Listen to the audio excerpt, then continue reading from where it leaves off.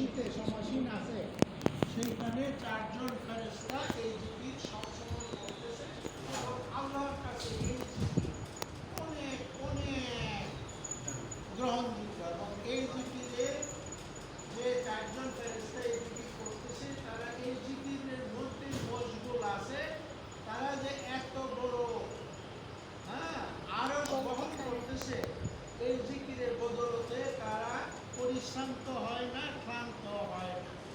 এই জিকিরের কুদরতেই তারা এই আরশ বহন করতে পারে।